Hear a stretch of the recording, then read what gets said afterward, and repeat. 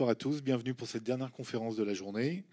Nous allons évoquer les bienfaits de l'activité physique, l'accompagnement vers la pratique. Donc, vont nous expliquer tout ça Stéphanie Petit, qui est chargée d'activité sociale chez AG2R La Mondiale, Fanny Raquin, qui est chargée d'accompagnement et coordinatrice du DALIR Insertion, donc vous nous expliquerez ce que c'est, et Roxane Lepalac, conseillère technique sport santé de la plateforme Sport Santé 01. Donc je crois que c'est Stéphanie Petit qui ouvre le bal. Bonjour, bonsoir d'ailleurs plutôt. En effet, AG2R La Mondiale, on est partenaire de cette journée de la santé et on a souhaité donc parler d'actions concrètes en faveur du sport santé, de l'activité physique pour tous. Donc je me permets de faire une courte introduction sur AG2R La Mondiale que vous connaissez sans doute pour la plupart, et après je laisserai la parole donc à Roxane et à Fanny pour vous parler d'actions un peu plus concrètes. Donc, on est un groupe de référence en assurance de la personne. On a 4 métiers, AG2R La Mondiale, l'épargne, la santé, la prévoyance et la retraite, retraite complémentaire, retraite supplémentaire. Moi, je fais partie de l'institution de retraite complémentaire sous la tutelle donc, de la fédération Agir Carco. On a une gouvernance qui est paritaire et qui est mutualiste. Jackie Billon-Grand le rappelait à la table ronde tout à l'heure, bien vieillir. La gouvernance paritaire, ça veut dire que ce sont des représentants des syndicats employeurs et salariés qui composent nos conseils d'administration et qui ont donc une action pour l'intérêt général. Donc on est un groupe au cœur des territoires. On est présent à Bourg-en-Bresse. Il y a une agence qui est juste de l'autre côté du parking de Champ de Foire.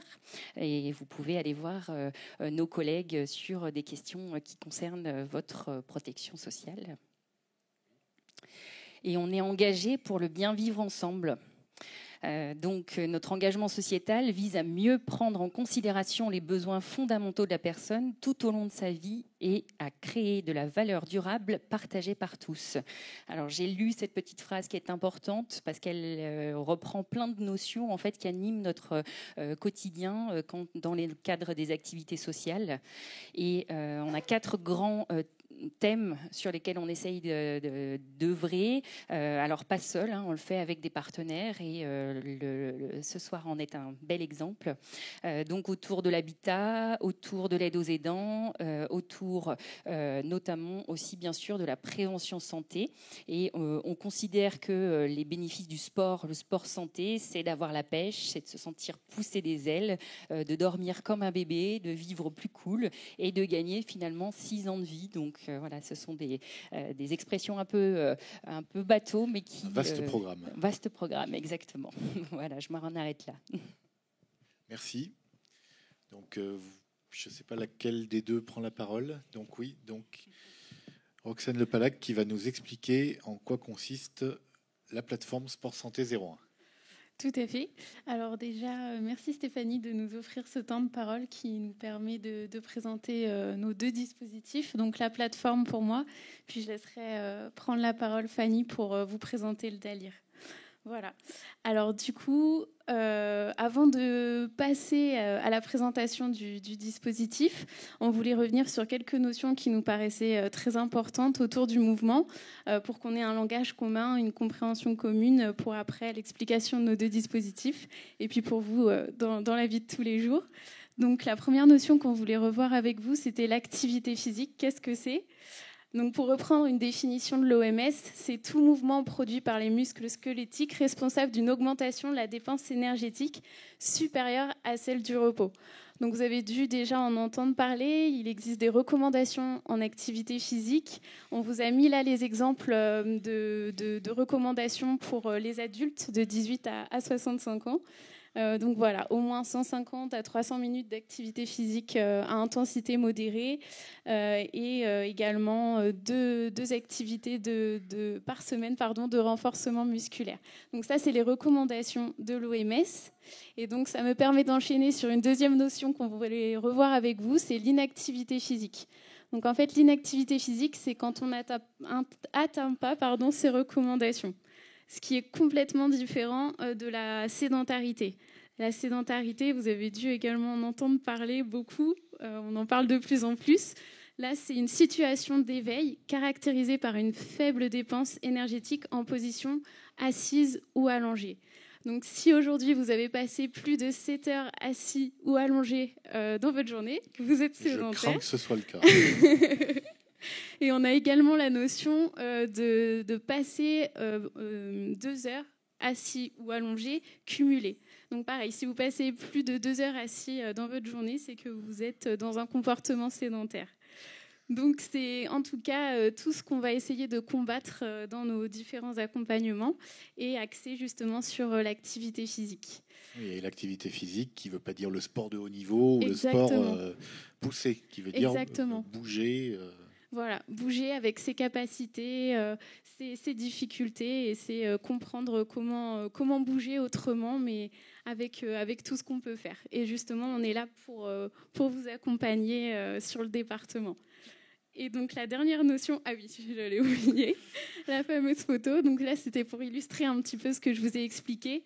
Un sportif peut être actif, donc c'est-à-dire suit les recommandations de l'OMS qu'on vient de vous présenter, mais également peut être sédentaire. Donc c'est-à-dire passer plus de 7 heures assis ou allongé par jour et avoir du coup les effets néfastes sur sa santé aussi. Voilà, donc il peut être sportif, mais également essayer de lutter contre ces comportements sédentaires qui sont néfastes pour la santé. Voilà, une petite image pour illustrer notre propos. Et la dernière notion sur laquelle on voulait revenir, c'était le sport santé. Alors, qu'est-ce que le sport santé ? Effectivement, vous disiez le sport, voilà. Donc non, là, c'est pas du tout cette notion de compétition, d'intensité. Le sport santé, pour vous remettre la définition, ça recouvre la pratique d'activités physiques ou sportives qui contribuent au bien-être et à la santé du pratiquant. Donc ça reprend la définition de l'OMS, encore une fois, où on entend le bien-être physique, psychologique et social. Voilà, c'est vraiment une globalité.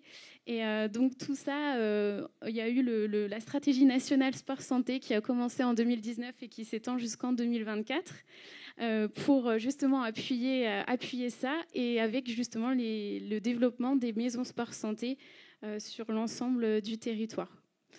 Donc, ça me permet d'enchaîner avec le dispositif qui justement a été reconnu Maison Sport Santé depuis janvier 2020. Donc voilà, la plateforme Sport Santé. Donc, pour vous parler un petit peu des missions, la première, c'est de promouvoir la pratique d'activité physique au sein du parcours de santé des publics cibles. Donc les publics cibles, on entend les gens qui ont une pathologie chronique ou des facteurs de risque associés. On entend aussi des personnes âgées repérées comme fragiles par des professionnels de santé. On a également le public senior en général et les personnes en situation de handicap. Voilà. Mais après, on accompagne toute personne éloignée de la pratique d'activité physique pour justement les remettre dans ce projet, dans le mouvement, et avec une attention particulière sur les publics précaires. Voilà. Donc, pour enchaîner rapidement, voilà, on voulait vous présenter aussi le type d'accompagnement qu'on pouvait proposer aux personnes, le type de parcours pour reprendre une activité physique. Les personnes sont orientées vers vous par des travailleurs sociaux, ou c'est vous ou n'importe qui peut venir vous voir ? N'importe qui. Alors, depuis qu'on est passé Maison Sport Santé, justement, ça a élargi le public qu'on pouvait recevoir, même si avant, on recevait déjà tout le monde. Si demain, je décide de ne plus être sédentaire, je peux venir vous voir. Voilà, on pourra vous conseiller, voilà, vous accompagner. Exactement. Donc, on peut accueillir tout le monde. Et donc, du coup, l'accompagnement qu'on propose, on vous l'a décrit ici. Donc, justement, vous en parliez, l'orientation, ça peut être des professionnels, ça peut être vous-même qui décidiez d'arrêter d'être sédentaire et de vouloir passer à l'action. Et vous ne savez pas comment faire. Et du coup, vous prenez votre téléphone, vous nous contactez et on a un premier échange téléphonique où on échange sur vos envies, vos motivations, ce que vous faites, le secteur où vous habitez, parce qu'on est présent sur tout le département. Voilà. Et en fonction de ça, on convient d'un bilan où là, on se rencontre de visu et on commence à construire ensemble votre parcours d'activité physique pour reprendre le mouvement progressivement. Donc ce projet en activité physique, ça peut être aussi bien une pratique autonome, donc c'est-à-dire on peut vous conseiller sur votre quotidien comment bouger, comment mieux bouger, comment ajouter du mouvement malgré les contraintes du quotidien. Et ça peut être également, si vous le souhaitez, une orientation vers une pratique encadrée. Donc ça va être vers des clubs, des associations qui ont des créneaux sport santé ou sport bien-être. Ou ça peut être également des ateliers passerelles qu'on porte nous, qui sont pour la plupart encadrés par des enseignants en activité physique adaptée et qui sont pour des personnes qui généralement sont très déconditionnées physiquement et qui ont besoin d'un atelier entre les deux passerelles. Voilà. C'est-à-dire par exemple, avec le Covid, on a tous beaucoup perdu en capacité, c'est-à-dire qu'on est resté beaucoup plus sédentaire, on a beaucoup moins bougé, donc on parle de capacité physique quand on perd au niveau du cardio, on a plus de mal à faire des efforts, de marcher longtemps, au niveau du souffle, on est très essoufflé facilement, voilà, on ne peut pas marcher très longtemps, donc voilà. Les ateliers passerelles, c'est pour les personnes justement qui ont besoin d'une petite passerelle avant d'intégrer des créneaux sport santé ou sport bien-être dans un club. Voilà. Merci. Donc voilà. Donc après tout ça, donc on a toujours un suivi à distance pour voir si tout se passe bien dans le club, dans votre quotidien, et on échange sur vos difficultés, s'il y a des choses à adapter, à changer. Et ensuite, on vous propose, au bout de 3 à 6 mois, alors ça dépend des parcours, mais on vous repropose un bilan où on se rencontre de nouveau de visu pour échanger sur ce qui s'est passé précédemment, si vous avez réussi à mettre en place les objectifs fixés au premier rendez-vous. Et ensuite, on peut soit repartir sur une orientation vers des clubs, associations ou ateliers, ou alors on voit que vous êtes autonome et que vous pouvez voler de vos propres ailes. Et donc voilà, on arrête le parcours à ce moment-là. Après, on arrête le parcours, mais on sera toujours une porte ouverte et on pourra toujours accueillir s'il y a un problème à un moment donné, des besoins de conseils. On est toujours là à l'écoute et prêt à donner des conseils. Voilà. Alors bien évidemment, si on adhère à un club, il y aura une cotisation, une adhésion. C'est ça. Mais le bilan et l'accompagnement que vous proposez, il est gratuit, il est payant. Et comment ça se passe ? Alors c'est ça. Alors le premier bilan, on demande aucune participation financière. Le but, c'est vraiment de lever tous les freins qui peuvent être accompagnés de l'activité physique. Donc le premier rendez-vous, c'est sans apport financier. Après, si vous décidez de vous engager avec nous, que vous comprenez, que votre accompagnement, il y a du sens, que vous êtes prêt à vous engager, on vous demande 10 € pour toute la suivi du parcours, que ce soit 6 mois, 1 an ou 2 ans. On vous demandera une adhésion unique de 6 € à notre association. Voilà. D'accord. Merci beaucoup. Donc, j'enchaîne juste avec une dernière diapo. Après, je te laisse la parole. C'est pour revenir aussi sur d'autres missions qu'on a, donc, qui est la première, l'accompagnement des publics, mais aussi sur le territoire. Donc, on a la mission de renforcer les liens entre les professionnels et les structures qui proposent des activités physiques adaptées, sécurisées et régulières pour les publics ciblés, dont je vous ai parlé précédemment. Et a également coordonné l'offre d'activités physiques, les liens entre professionnels et le suivi des bénéficiaires au travers d'un dispositif structurant et structuré. Donc concrètement, sur le terrain, c'est l'accompagnement des structures, des clubs, des associations dans leurs projets sport santé pour, par exemple, ouvrir un créneau sport santé. On sera là pour les conseiller, les accompagner. Aussi dans le recensement et la validation de l'offre d'activités physiques sur le territoire. Et pour finir, la formation à l'attention des acteurs qui encadrent les activités et également des professionnels de santé. Voilà, donc pour vous résumer globalement les missions de la plateforme, là on vous a mis le contact. Si vous êtes, pourquoi pas, ce qu'on vous a présenté, vous avez envie de venir nous voir, nous appeler, il y a les contacts. Et également, vous pouvez vous rendre sur notre site internet où il y a pas mal d'informations avec le contact de la coordinatrice si vous avez des projets en tête, voilà, pour pouvoir échanger avec Justine qui est présente dans la salle ce soir.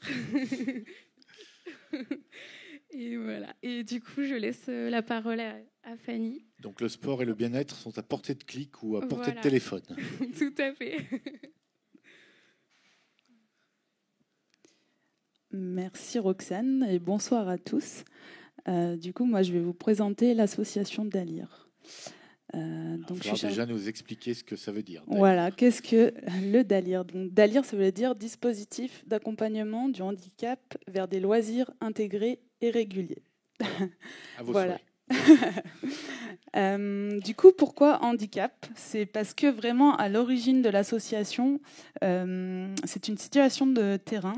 C'était un jeune en situation de handicap qui voulait accéder à la pratique de la pétanque et il n'y avait pas de créneau adapté pour ce jeune. Donc l'idée était de l'accompagner vers un club ordinaire. Et c'est là qu'est née l'association et les accompagnements qu'on propose aujourd'hui. Depuis, le Dalir a maintenant pratiquement une dizaine d'années et a bien évolué. Au jour d'aujourd'hui, on développe 4 volets différents.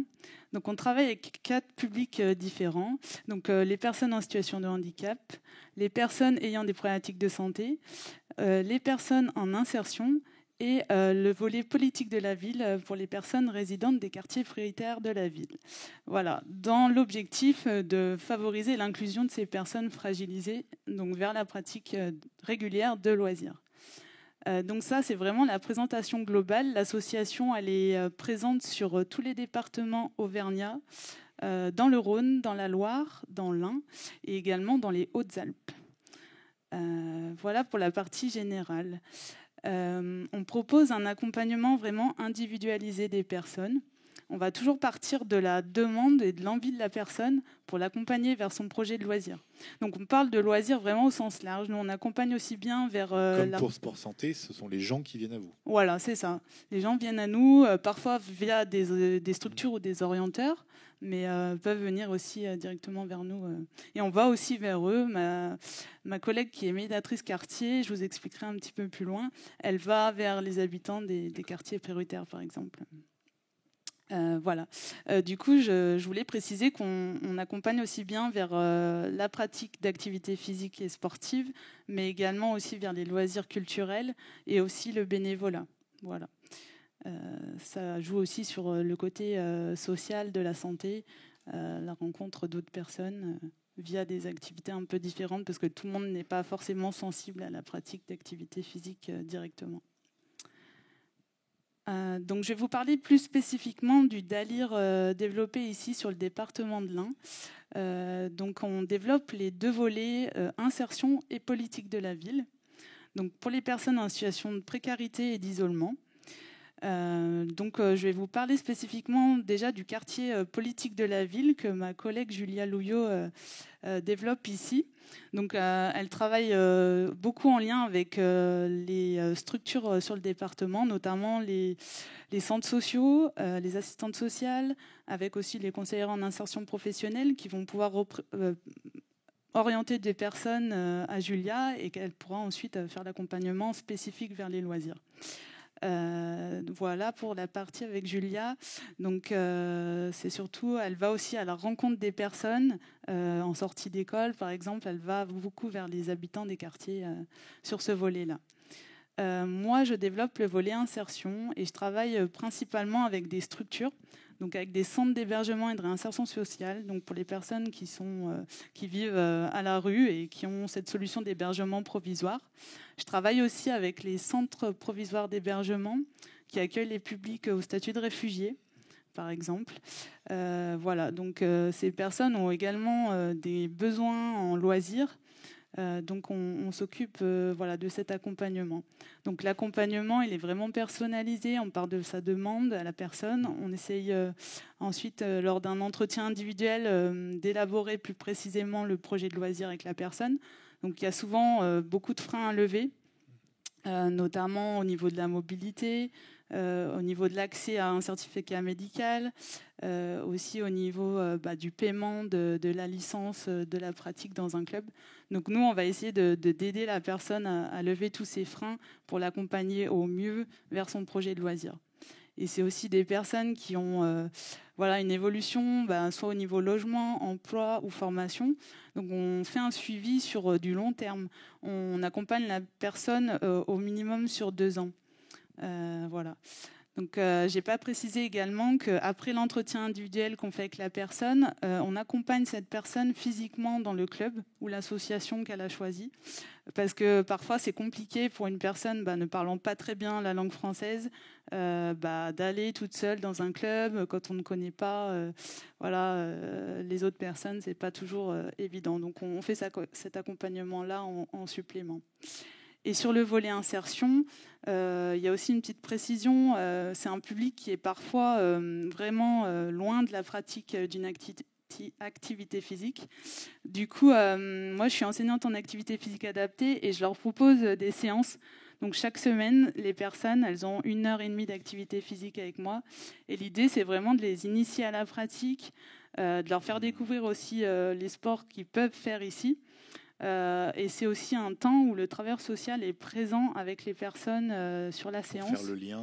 C'est ça, pour retravailler dans leur projet plus global aussi les éléments qui se passent lors de la séance. Quand la personne elle reprend confiance en elle, quand elle arrive à l'heure sur une séance, ça peut être travaillé dans d'autres contextes en dehors. Voilà. L'activité physique comme vecteur social, vecteur d'insertion, d'intégration. Exactement, c'est ce qu'on développe en tout cas au niveau du DALIR sur le département de l'Ain.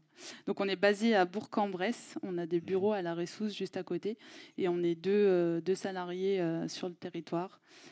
Voilà, on est principalement sur Bourg parce que sur les autres territoires, on ne peut pas encore y aller en n'étant que 2 personnes.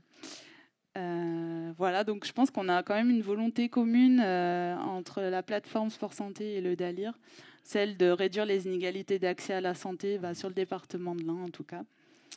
Et on voulait illustrer avec un petit exemple pour terminer. On a eu à coordonner nos dispositifs pour l'accompagnement de personnes. Donc par exemple, on a un monsieur que moi j'ai pu rencontrer dans un centre d'hébergement avec une grosse problématique de santé. Du coup, moi, c'était compliqué de trouver une solution vers un club directement ou une association. Donc, l'idée était de l'accompagner vers la plateforme Sport Santé. Donc, ce monsieur a pu accéder à un atelier passerelle. Donc voilà, il est en ce moment dans ses ateliers et l'idée va être de suivre l'accompagnement en parallèle sur nos 2 dispositifs. Un bilan sera fait prochainement. Et on réadaptera ensuite si cette personne est dans la capacité d'aller vers un club en sport bien-être ou santé. Voilà. D'accord, donc les deux dispositifs peuvent se compléter, interagir et tout cela pour le bien-être des personnes qui font appel à vous. Exactement. Et là, je vous ai remis les coordonnées de ma collègue et moi-même sur le département. Voilà. N'hésitez pas si vous avez besoin d'informations supplémentaires. On a aussi un très beau site. N'hésitez pas à aller voir. Il est tout neuf. Oui, donc là, je crois que alors pour certains publics, c'est plus compliqué, mais je crois que tous dans la salle, on n'a plus d'excuses cette fois. Et on peut vous remercier pour toutes ces précisions qui démontrent que l'activité physique procure des bienfaits à tous les niveaux. Merci à vous.